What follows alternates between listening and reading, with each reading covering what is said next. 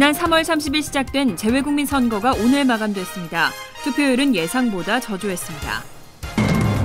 3일 뉴욕에서 출발한 엠트랙 열차가 필라델피아 인근에서 탈선해 2명이 사망했습니다. 메디케어 수혜자가 늘면서 월 보험료가 인상될 것으로 전망되고 있습니다. 뉴욕시 정부가 플러싱 인근에 교도소를 건립하는 방안에 대해 검토 중입니다. 지역 정치인들은 강하게 반발하고 있습니다. 재외동포 청소년들이 모국에 관심을 갖게 된 가장 큰 계기로 K-팝과 드라마를 꼽았습니다. 이상은 이 시각 주요 뉴스입니다. 여러분 안녕하십니까? KBN 뉴스입니다. 지난 3월 30일 시작된 재외국민 선거가 오늘 마감됐습니다. 2012년 총선과 대선에 이어 세 번째로 실시된 이번 재외국민 선거는 투표 참여 편의성을 높이기 위해 신고 신청 절차를 간소화하고 추가 투표소까지 설치했는데요. 하지만 기대만큼 높은 참여를 얻어내지 못했습니다. 정세진 기자가 보도합니다. 20대 총선 재외국민 선거가 오늘 마감됐습니다.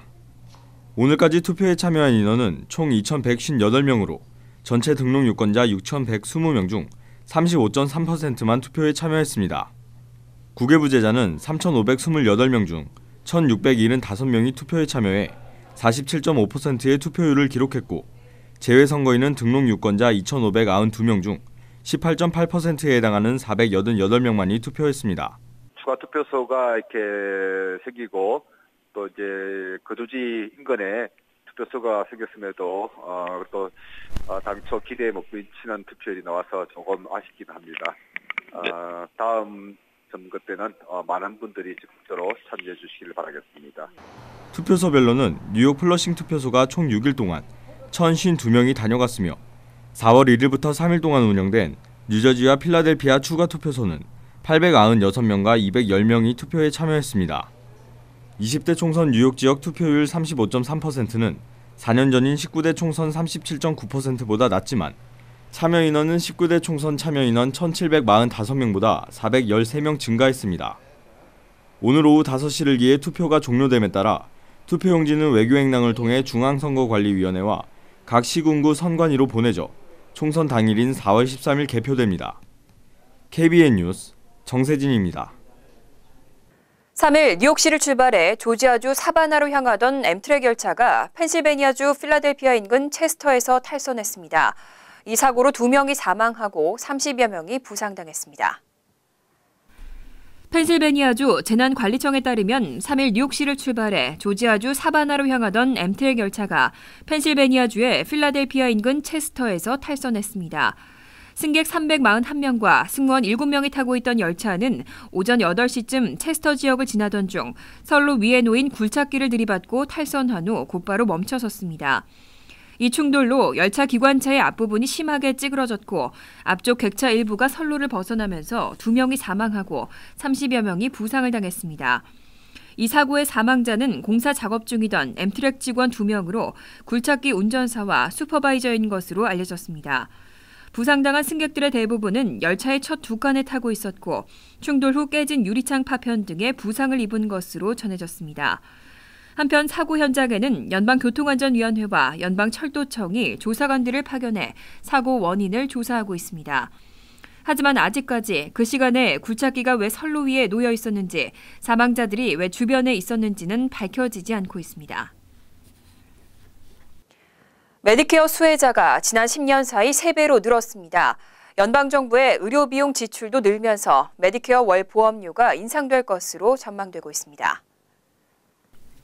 연방정부가 65세 이상 노인 또는 장애인들에게 제공하는 건강보험인 메디케어 수혜자가 지난 10년 새 3배가량 늘어난 것으로 조사됐습니다. 의료제도 개선을 위한 비영리 단체 카이저 패밀리 재단이 공개한 보고서 내용에 따르면 지난 한 해 미 전역의 메디케어 수혜자 수는 총 1,680만 명에 달했습니다. 2010년에 1,110만 명과 비교하면 51.3% 증가했습니다. 이에 따라 연방정부의 의료비용 지출도 늘어나면서 메디케어 월 보험료가 인상될 것으로 전망됩니다. 오바마 대통령은 지난해 2016 회계연도 예산을 제출하며 메디케어와 메디케이드에 지출되는 추가 비용 약 4천억 달러를 수혜자들에게 부과하기로 결정했습니다. 처방약 보험인 메디케어 파트 D 플랜의 경우 뉴욕, 뉴저지 월 보험료가 올해부터 평균 13%에서 17%가량 인상됩니다. 2016년도 메디케어 파트 D 플랜의 뉴욕주 평균 월 보험료는 $43 15센트로 올해보다 13% 오르고 뉴저지주는 17%의 인상률을 기록해 평균 $49 61센트까지 오를 것으로 예상됩니다. 뉴욕시 정부가 플러싱 인근에 교도소를 건립하는 방안을 검토하고 있습니다. 기존 라이커스 아일랜드의 교도소를 이전하겠다는 계획인데 해당 지역 정치인들의 반발이 만만치 않습니다. 온라인 매체 DNA인포는 시정부가 기존 라이커스 아일랜드 교도소를 폐쇄하고 다른 지역으로 교도소를 이전하는 계획을 검토하고 있다고 보도했습니다. 후보 지역에는 플러싱 칼리지 포인트의 폴리스 아카데미 인근이 포함됐습니다. 뉴욕시의 대표적인 교도소는 라과디아 공항 인근에 있는 섬 라이커스 아일랜드로 만여 명을 수용할 수 있습니다. 하지만 이곳의 시스템이 낙후되고 특히 각종 폭력 등 고질적인 병폐가 계속되면서 뉴욕시 교정 시스템에 대한 개혁의 목소리가 커지고 있습니다. 빌 드블라지오 시장과 시의회는 특별위원회까지 구성하는 등 적극적인 대책 마련에 나서고 있습니다. DNA인포는 정부가 이외에도 스태튼 아일랜드와 브롱스, 브루클린 등 맨하튼을 제외한 모든 보로에 각각 2,000명씩 분산 수용할 수 있는 교도소를 건설하는 방안을 논의하고 있다고 보도했습니다. 하지만 이와 같은 뉴스에 해당 지역 정치인들은 일제히 반발하고 있습니다. 토니 아벨라 주 상원 의원과 마이클 시마노위츠 주 하원 의원, 폴 벨론 시의원 등은 일제히 강력한 반대 의견을 밝혔습니다. 뉴욕시에는 지난 2014년 2월부터 유급병가 규정이 발효됐습니다. 올해로 시행 2년째인데요. 일부 고용주들은 여전히 유급병가 규정을 위반하고 있는 것으로 조사됐습니다. 1일 시정부는 유급병가 시행 2주년을 맞아 규정 위반 현황을 발표했습니다. 이에 따르면 위반 사례 700건이 처리됐고 총 170여만 달러가 벌금으로 부과됐습니다. 유급병가 정책감독기관인 소비자보호국은 벌금 부과와 함께 9,600명에 이르는 근로자들에게 유급병가 혜택을 보완시켰다고 밝혔습니다. 뉴욕시에서는 지난 2014년 4월부터 유급병가 규정이 발효됐습니다. 이에 따라 1년 기준 80시간 이상 근무하는 직원이 5인 이상인 뉴욕시 기업은 근로자들에게 연간 5일의 유급병가 혜택을 제공해야 합니다. 직원 5인 미만 업체는 무급병가 혜택을 제공해야 합니다. 또 공지 규정에 따르면 고용주는 직원의 근로 첫날 반드시 근로자의 권리를 직원에게 제공해야 합니다. 유급병가 규정 위반이 적발되면 첫 적발 시 최대 $500, 2년 이내 두 번째 적발은 최대 $750, 그 다음부터는 최대 $1,000의 벌금이 부과됩니다. 또 해당 종업원에게는 받지 못한 유급병가분의 임금 3배에 해당하는 금액을 지불해야 합니다. 연방통신위원회가 디지털 격차를 해소하기 위한 대책을 마련했습니다. 전국 약 500만 가구에 달하는 저소득층에도 인터넷 서비스 혜택이 제공될 것으로 전망됩니다. 31일 연방통신위원회는 연방정부가 저소득층 가정에 월 인터넷 서비스 비용 $9 25센트를 지원하는 안건을 가결했습니다. 현재 저소득층에 집전화 또는 휴대전화 요금 일부를 보조하는 라이프라인 프로그램에 인터넷 서비스를 추가하는 내용입니다. 대상은 연소득이 연방 빈곤선의 135% 이하인 저소득층 가정으로 현재 연방정부로부터 푸드 스탬프 등의 혜택을 받고 있는 저소득층 자격과 같습니다. 단 이번에 추가된 인터넷 서비스는 집전화 또는 휴대전화 서비스 둘 중 하나의 서비스와 묶여있는 패키지여야 요금 보조를 받을 수 있습니다. 보조금은 가구당 1개 서비스에 대해서만 받을 수 있고 지원 신청은 오는 12월부터 가능합니다. 연방통신위원회는 인터넷 서비스 요금 지원 혜택을 받을 수 있는 저소득층에 전국 약 500만 가구에 이를 것으로 추산하고 있습니다. 연방통신위원회 측은 21세기 인터넷 서비스는 공공재로서 소득에 상관없이 공평하게 제공받아야 한다고 밝혔습니다. 한국 드라마와 K-팝 등 한국 대중문화 전반이 전 세계 곳곳에서 한류를 이끌고 있는데요. 재외동포 청소년들에게도 큰 영향을 미치고 있습니다. 재외동포 청소년들이 모국에 관심을 갖게 된 가장 큰 계기로 K-팝과 드라마를 꼽았습니다. 한국청소년정책연구원은 지난해 7월 14일부터 8월 4일까지 중국과 북미, 남미와 유럽 등 전 세계 재외동포 청소년 575명을 대상으로 설문조사를 실시했습니다. 그 결과 전체 응답자의 26.3%는 한국에 관심을 가진 이유로 한류를 통한 드라마나 K-팝을 꼽은 것으로 나타났습니다. 이어 부모님이나 주변 어른들의 관심과 교육이 18.8%, 개인적인 한국 방문 15.3%, 주변 친구들의 관심과 대화가 8.7%, 한글 학교 등에서의 교육이 8.3%, 한민족 캠프나 축제 7.8%, 교환학생이나 한국 프로그램이 7.1% 순으로 조사됐습니다. 또 한민족으로서의 정체성과 한국의 역사, 전통에 대한 긍지는 대체로 높은 편이었습니다. 5점 만점으로 평가했을 때 한민족의 후손임이 자랑스럽다는 조사에는 4.31점, 한민족에 대한 소속감을 느낀다는 4.07점, 한민족의 역사와 전통에 대해 자랑스럽게 생각한다는 4.18점으로 집계됐습니다. 그동안 한국 정부는 미화 $10,000를 초과하는 외환이나 증권을 신고하지 않고 반출입하는 경우 형사처벌하도록 규정해왔습니다. 하지만 앞으로는 $30,000 이하인 경우 과태료만 부과하는 방식으로 처벌이 완화됩니다. 한국기획재정부는 지난 1일 신고 의무를 어긴 금액이 미화 $30,000 이하인 경우 형벌 대신 과태료를 부과하도록 하는 외국환 거래법 시행령 개정안을 입법 예고했습니다. 현행은 미화 $10,000를 초과하는 외환이나 증권을 신고하지 않고 반출입하거나 허위 신고했다가 적발될 경우 위반 금액에 관계없이 1년 이하의 징역 또는 1억 원 이하의 벌금으로 형사처벌하도록 규정돼 있습니다. 하지만 앞으로는 신고 의무 위반 금액이 $30,000 이하의 경우에는 형사처벌 대신 과태료만 부과됩니다. 징역이나 벌금은 사법처분이지만 과태료는 행정처분으로 과태료는 위반액의 5%로 정해졌습니다. 기재부는 이번 시행령 개정으로 외환 휴대 반출입 미신고 사범의 약 72%가 과태료 부과 대상이 될 것으로 전망했습니다. 이번 시행령 개정안은 오는 5월 2일까지의 입법 예고 기간을 거쳐 개정 외국환 거래법이 발효되는 오는 6월 3일부터 함께 시행됩니다. 여름철이 다가오면서 지카 바이러스를 전파하는 이집트 순모기에 대한 우려가 커지고 있습니다. 특히 뉴욕 일원에도 이 이집트 순모기가 서식하고 있는 것으로 확인돼 보건당국이 각별한 주의를 당부하고 있습니다. 연방질병통제예방센터는 31일 이집트 순모기의 서식지 현황 지도를 발표했습니다. 그 결과 뉴욕시를 포함한 뉴욕주 남부 일대와 뉴저지, 커네티컷, 펜실베니아와 델라웨어, 메릴랜드, 버지니아 등 미 동부 일대도 이집트 순모기가 서식하고 있는 것으로 나타났습니다. 이 밖에 캘리포니아와 애리조나, 텍사스, 조지아, 플로리다 등 미국 남부 지역 전체에도 지카 바이러스를 옮기는 모기가 서식하고 있는 것으로 조사됐습니다. 연방질병통제예방센터는 이집트 순모기가 서식하고 있다고 해서 반드시 지카 바이러스 전염이 확산된다는 뜻은 아니라면서도 각 지역 보건당국의 대대적인 방역과 함께 주민들 역시 각별히 주의할 필요가 있다고 당부했습니다. 특히 모기 퇴치를 위해 주택 주변에 물 웅덩이나 물이 고여있는 폐타이어, 드럼통, 꽃병 등은 즉시 제거할 것을 권고했습니다. 또 각 가정 내 유리창마다 방충망 설치가 제대로 돼 있는지 확인해야 한다고 강조했습니다. 잠시 후 KBN 뉴스가 계속됩니다.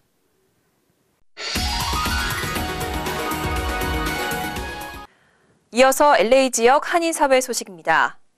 민주평통 미주지역 운영위원회의가 LA에서 개최됐습니다. 미주지역과 캐나다, 남미 포함 21개 협의회에 회장단이 참석해 다양한 의견을 교환했습니다. 조한규 기자가 취재했습니다. 미주지역 20개 협의회 회장단과 부의장 그리고 간사 등 22명으로 구성되어 있는 민주평통 미주지역 운영위원회. 이 운영위원회의 전체 회의가 올해 들어 두 번째로 LA에서 열렸습니다.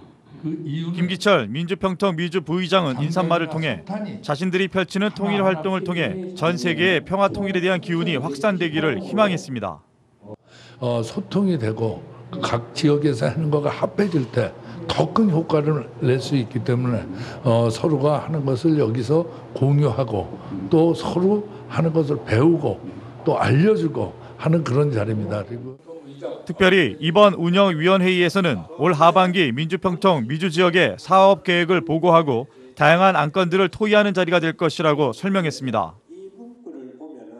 통일 골드벨이 한국에서 있습니다. 그래서 각 지역에서 미주 경선을 통해서 3명을 한국의 결선에 내보낼 수 있습니다. 그 방안과 또한 여성들이 민주평통 활동에 참여할 수 있는 방안들이 논의됐습니다.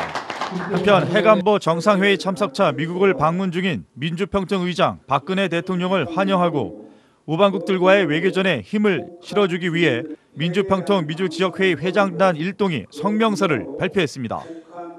북한의 핵 개발을 제재하기 위한 국제적 협력에 적극 참여하라. 참여하라. 국제 평화를 위한 질서에 순응하라. 순응하라. 북한은 더 이상 이러한 그 도발적인 그 저항으로 견딜 수 없다는 그러한 것하고 우리 민주평통 이 해외 지역 운영위원회에서는 한국 정부의 그 적극적인 방법에 우리는 동참한다는 거 하고. 민주평통 미주지역 운영위원회 LA 행사는 오늘 저녁 LA 총영사관 만찬과 내일 LA 지역 문화 탐방을 끝으로 일정을 소화하게 됩니다. TVK 뉴스 조한규입니다. 월드 리포트입니다. 1000마리가 넘는 고양이들과 한 집에 사는 것 상상하기 어려운데요.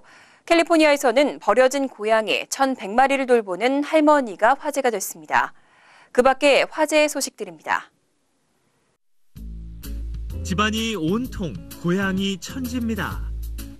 거실의 소파도, 주방의 식탁도, 따뜻한 난로 앞 명당도 전부 고양이들이 차지했습니다. 리네아 할머니가 길에 버려진 고양이들을 데려와 기르다 보니 이렇게 된 겁니다.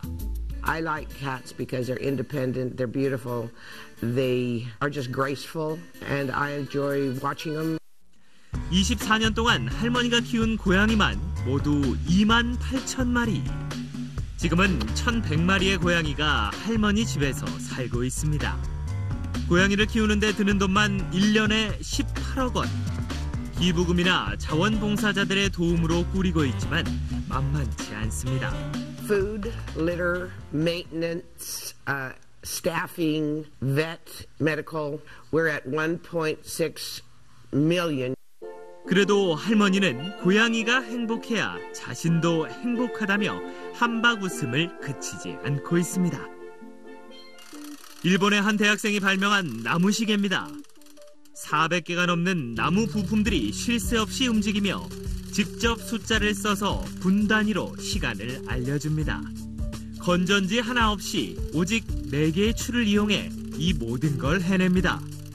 時間を毎分ごとに書き換えるような機械式の時計だったらすごい面白いものができるんじゃないかなってところからこの時計を制作するに至りました。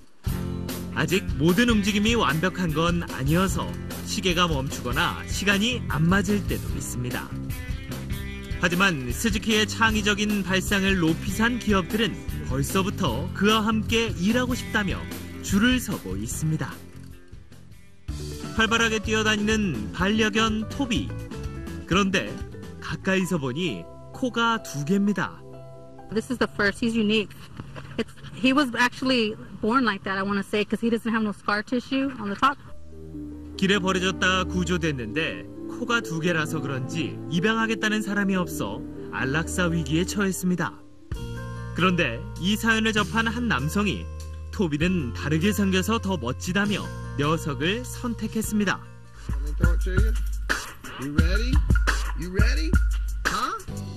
공놀이를 가장 좋아한다는 토비는 요즘 그 어느 때보다 행복한 일상을 보내고 있습니다. 간추린 소식입니다. 지난 2일 오후 맨하탄 46가 근처에서 시동은 꺼졌지만 키가 그대로 꽂혀있는 트럭이 발견됐습니다. 더구나 앞쪽으로 연결된 전선과 트럭 가스통까지 발견되면서 일대가 폐쇄되고 긴급 대피하는 소동이 벌어졌습니다. 신고를 받고 출동한 경찰은 폭발물 처리반을 현장에 투입하고 트럭을 수색했습니다. 다행히 별다른 이상 징후는 발견되지 않았고 경찰은 트럭 소유주를 찾아 긴급 체포했습니다. 지난달 31일 911 응급콜센터의 시스템이 약 20분간 작동이 정지됐습니다. 911 응급콜센터는 지난 2013년 뉴욕시가 20억 달러의 비용을 투입해 새로 구축한 첨단 콜센터입니다. 이로 인해 이날 오후 5시 30분부터 5시 48분까지 걸려오는 모든 전화를 일일이 손으로 기재하는 등 소동이 벌어졌습니다. 응급 콜센터 시스템은 지난 2013년에도 개시 이틀 만에 시스템 오류가 발생했었고 이후에도 수차례 설비 결함에 따른 늑장 출동을 초래했습니다. 비영리 뉴욕시 정책기구 센터 포 얼반 퓨처의 자료에 따르면 맨하튼 출퇴근자들이 대폭 증가했습니다. 지난 2000년부터 2014년 맨하튼으로 출퇴근하는 타보로 통근자는 32% 증가했습니다. 지역별로 보면 브롱스가 40%로 가장 많이 늘었고 브루클린, 퀸즈, 스테이튼 아일랜드 등의 순이었습니다. 타보로에서 자전거를 이용해 맨하탄으로 출퇴근하는 인구도 같은 기간 3배 가까이 증가했습니다. 한미장학재단 동북부 지부가 고교 대학, 대학원생 등 70여 명을 선발해 장학금을 수여합니다. 올해부터는 특히 우편 접수 대신 온라인으로만 신청을 받고 대상은 2016년 가을학기 기준 뉴욕, 뉴저지, 커네티컷 등 9개 주 대학이나 대학원 재학 또는 입학 예정인 한인 학생입니다. 고등학교 11학년과 12학년생, 한국전 참전 미군의 자손인 타민족 학생도 일부 선발하고 접수 기간은 1일부터 7월 8일까지입니다. 환율과 증권 소식입니다.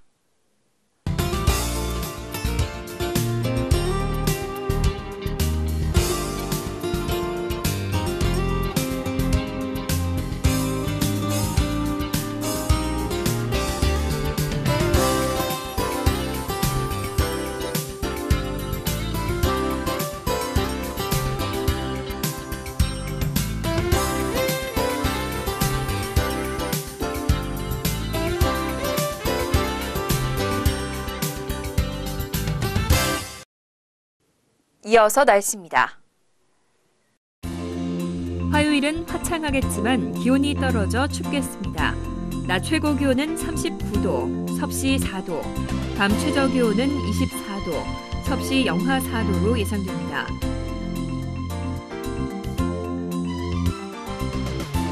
수요일은 가끔 구름만 끼고 대체로 화창하겠습니다. 목요일은 바람이 불고 때때로 비가 오겠지만 포근하겠습니다. 이상으로 KBN 뉴스를 마칩니다. KBN과 함께 즐거운 저녁 되시기 바랍니다.